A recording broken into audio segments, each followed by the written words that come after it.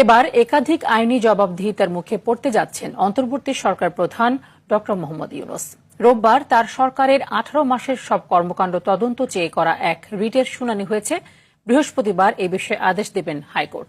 এদিকে হামের টিকা ক্রয় ও টিকাদান কর্মসূচি বন্ধ রাখায় তিনি এবং তার উপদেষ্টাদের দেশ ত্যাগে নিষেধাজ্ঞা চেয়ে রিট হয়েছে। এছাড়াও তার মালিকানাধীন গ্রামীণ টেলিকমকে বাড়তি সুবিধা দিয়ে টেলিকম পলিসি করার বিষয়ে রুল জারি করেছেন আদালত। আরো জানাচ্ছেন জি এম মাহমুদ। 5 দিন আমি আমার সন্তানকে একদিনের জন্য বাসায় রাখতে যাই নাই। হাম উপসর্গে হাসপাতালে মারা যাওয়া এক শিশুর মায়ের আহাজারি। শিশুদের এ মরণ ব্যাধি হামে আক্রান্তের সংখ্যা প্রতিনিয়তই বাড়ছে, মৃত্যু ছাড়িয়েছে 450।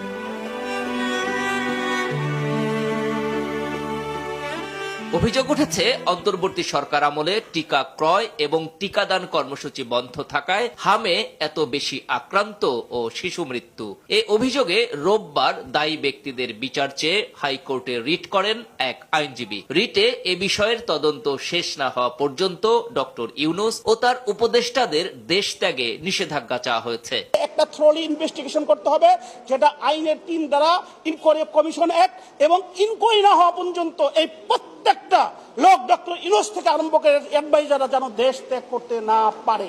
এদিকে অন্তর্বর্তী সরকারের শাসনামলের সব কর্মকাণ্ড তদন্ত চেয়ে করা এক রিটের শুনানি হয়েছে। বৃহস্পতিবার হবে আদেশ। শুনানিতে মার্কিন চুক্তি সহ সে সময়ের বিতর্কিত বিষয়ে তদন্তের প্রয়োজন আছে বলে মন্তব্য করে সর্বোচ্চ আদালত।